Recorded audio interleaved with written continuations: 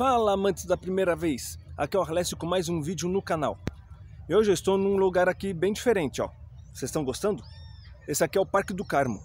Está localizado aqui na zona leste da cidade de São Paulo. Ele fica entre as avenidas Oswaldo Pucci e Avenida Afonso de Sampaio e Souza. Mano, eu não venho pra cá desde 1997, sabe? Eu adorava vir aqui brincar. Quando eu brincava aqui, eu não queria mais voltar pra casa. E aí, o que você tá achando do ambiente? Tem até um laguinho aqui embaixo, ó. Vou mostrar pra vocês. Daqui a pouquinho eu acho que eu vou descer ali. Bom, mas o vídeo de hoje eu vou contar pra vocês sobre a história da comunicação. É isso mesmo, a comunicação, o objetivo dela é contar desde o início da comunicação humana, desde o comecinho ali da sociedade até a complexidade do advento da escrita. E vou pontuar também a relevância do uso do papel, da prensa e da imprensa. Então esse vídeo vai ficar dividido em 4 partes. Então eu já peço para vocês darem o like aí e se inscreverem no canal. Então aí esse vídeo e mais os outros 3 que vocês vão ver posteriormente, vocês vão ver o surgimento assim... O surgimento não, eu vou contar para vocês sobre a comunicação oral, como é a comunicação oral até o surgimento da escrita. Depois vai ser o surgimento da prensa até a evolução da leitura. E por último eu vou finalizar para vocês sobre o surgimento aí do jornal impresso. Entenderam? Eu vou sofrer um pouquinho gravando esses vídeos aqui para vocês. Então a história da comunicação humana vem a ser longa e fascinante. Nos dias atuais nós estamos vivendo uma grande revolução nos meios e nos modos comunicacionais. Sempre está progredindo. Já perceberam isso? Então isso se dá devido ao contato do ser humano com a natureza. Acho que eu até vou descer essa pista ali, a qual vocês estão vendo. Então eu mesmo, por exemplo, eu confesso a vocês, no passado eu vivia dizendo que eu não gostava de celulares do tipo smartphone, iPhone, que nem esse que eu estou usando para estar gravando esse vídeo aqui para vocês. Se vocês forem ver, tem um vídeo aqui no canal em que eu estou me despedindo daquele meu celular antigo que ficou comigo durante 12 anos. É isso mesmo, me durou desde 2009 até 2021. O celular já não estava mais captando o sinal. Então, além disso, eu ficava dizendo que eu não gostava de redes sociais. Hoje em dia eu tenho. Eu nunca pensei também em um dia poder virar youtuber. Confesso a vocês. E hoje eu tenho tudo isso. Tenho esse canal, sou youtuber, praticamente um influenciador digital mesmo. Dizia que eu não gostava de Instagram, hoje em dia tenho Instagram. Não gostava de WhatsApp, hoje em dia tenho WhatsApp, tenho tudo isso daí. Todas essas modernidades que tem hoje em dia. Mas também eu não deixo de dar valor às antiguidades, porque eu sou fascinado por antiguidades. Eu adoro passar em antiquários, museus, essas coisas, mano. Porque pra mim esses negócios vêm a ser até mais duradouros. Bom, vai de cada um. Eu gostaria de apresentar para vocês 2 historiadores que falam sobre algumas partes da história da comunicação. O primeiro deles que vocês estão vendo se chama Asa Briggs. Nascido no dia 7 de maio de 1921, falecido no dia 15 de março de 2016. Ele foi um historiador britânico. Chegou a atuar na Segunda Guerra Mundial. Sua última ocupação foi de presidente da Victorian Society do Reino Unido, de 1986 até a sua morte, em sua casa aos 94 anos, deixando esposa e 2 casais de filhos. O segundo que vocês estão vendo é o Peter Burke, ou seja, o nome dele é Ulick Peter Burke. Ele nasceu no dia 16 de agosto de 1937. É um historiador britânico e professor. Ele é casado com a historiadora brasileira Maria Lúcia Garcia Palhares Burke. Eles fazem uma importante observação quando alertam para o fato de que foi com a era do rádio que o mundo acadêmico começou a reconhecer a importância da comunicação oral na Grécia Antiga e na Idade Média. E mais, o advento da televisão, na década de 1950, quando chegou ao Brasil, deu surgimento à comunicação visual e estimulou a emergência de uma teoria interdisciplinar de mídia, compreendendo a história da comunicação desde os seus primórdios. O ser humano iniciou a forma de comunicação com gestos, expressões faciais e corporais. Passado por rudimentares manifestações, como gritos e grunhidos também. Depois desenvolvendo a aptidão da fala, dizem que a primeira linguagem foi o hebraico. Com a criação de Adão e Eva, Deus e esse casal falavam em hebraico. Milhares de anos mais tarde, um tal de Nimrod resolveu construir uma torre tão alta que pudesse alcançar o céu, para que se tornassem célebres e não se dispersassem. A ideia era ficar perto de Deus. Até aí existia uma única linguagem. Frente a tamanha soberba, Deus decidiu lhes confundir a linguagem para que não compreendessem uns aos outros, e os dispersou pela superfície da terra. Então eu mesmo, com certeza, acho que ia acabar apanhando se eu cumprimentasse uma mulher na linguagem russa.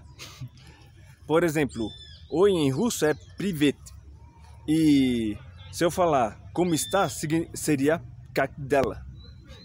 A pessoa eu chegar e dizer privet, как dela, eu com certeza vou acabar apanhando. E aí até conseguir explicar que focinho de porco não é tomada, aí já viu. Então, aí depois que as pessoas não conseguiram mais entender a linguagem uma da outra, aí houve uma pancadaria ali diante da torre. Ninguém compreendendo ninguém e praticamente, além de ninguém entender ninguém, acabaram entendendo tudo errado. Daí veio o nome Babel.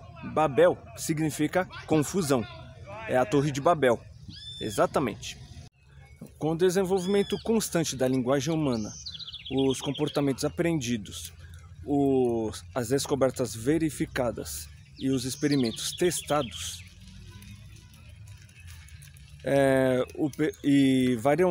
um monte de experiências que antes eram individualizadas, aí o pessoal começou a passar de geração em geração e com certeza acabou sendo transferido para vários indivíduos daquele mesmo grupo.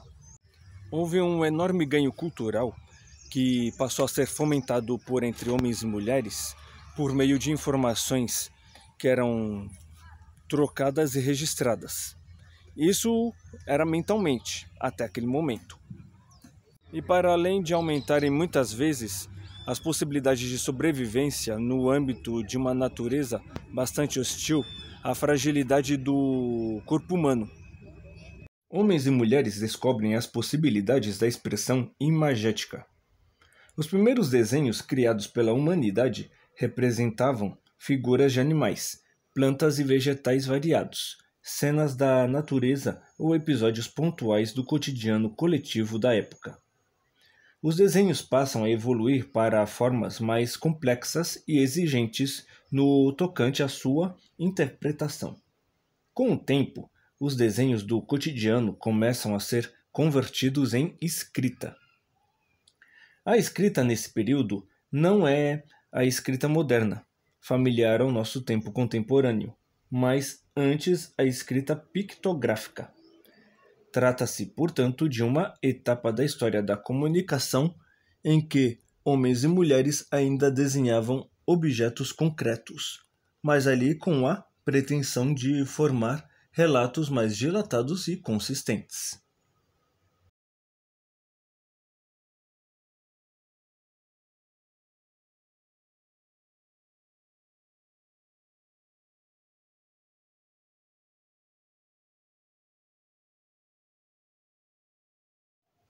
Bom, eu quero apresentar para vocês o que é um ideograma.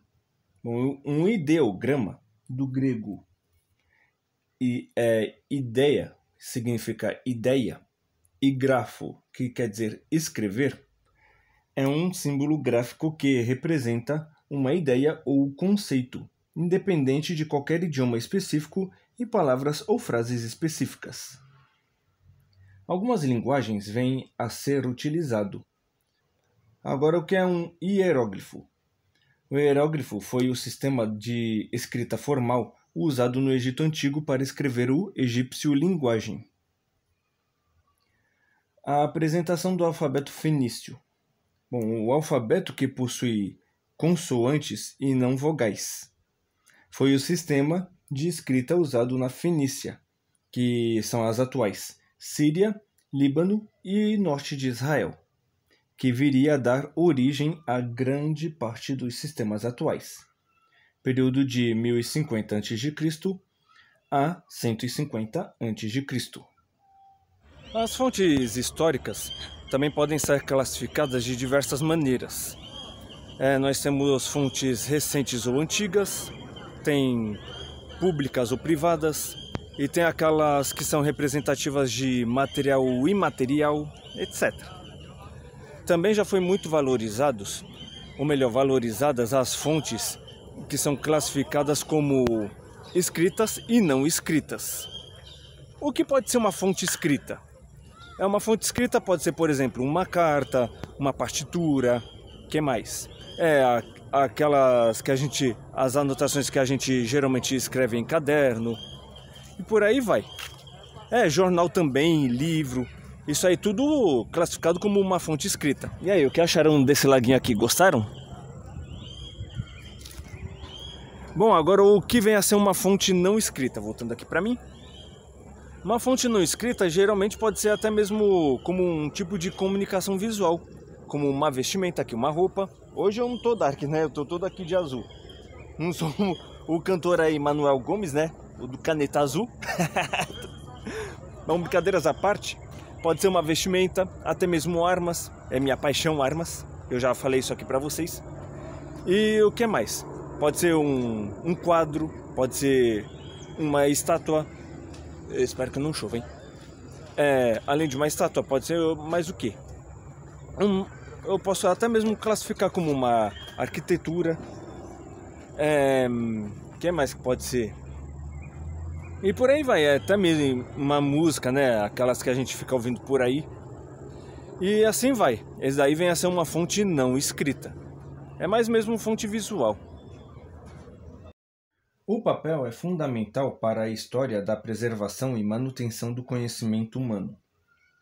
Foi criado pelos chineses no ano de 105. 105 mesmo, depois de Cristo, hein? Porém, diferentes historiadores reconhecem a existência do papel desde o final do século II a.C., pelo menos. O papel é preparado com cascas de árvores, cânhamo e retalhos de seda. Misturados, se torna em uma pasta que, convertida em folhas finas, é posta em secagem.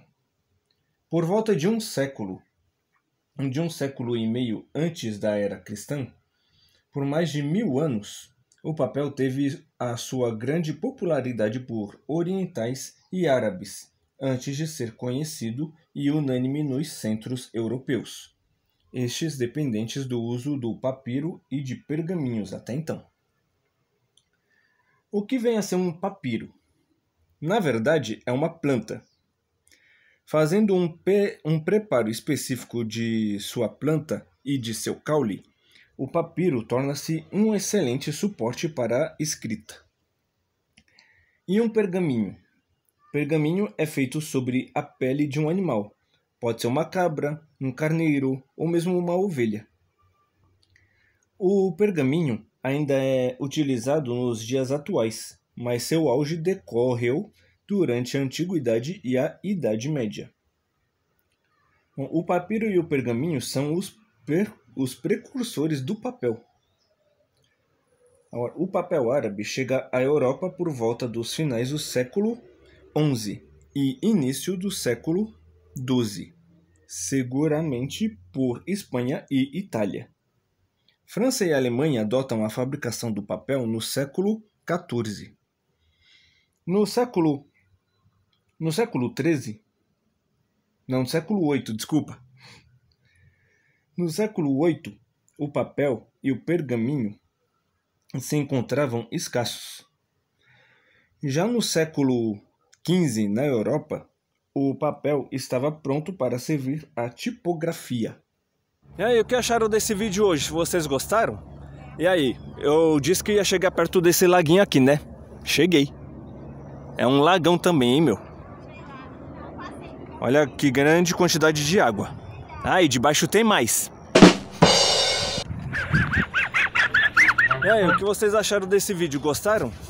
Então, vamos deixar o like nesse vídeo aí, se inscrevam no canal e me sigam no Instagram que está aparecendo aqui no vídeo. E vai ter outros vídeos ensinando mais coisas para vocês. No próximo vídeo eu vou explicar para vocês sobre periodização da história. Tá escrito aí, né? Eu não sei se falei direito. Pode ser que eu esteja nesse parque, mas pode ser que não, eu esteja em outro parque aqui mesmo em São Paulo. Então vou me despedindo por aqui. Muito obrigado para quem me assistiu até aqui e até o próximo vídeo. Tchau, tchau.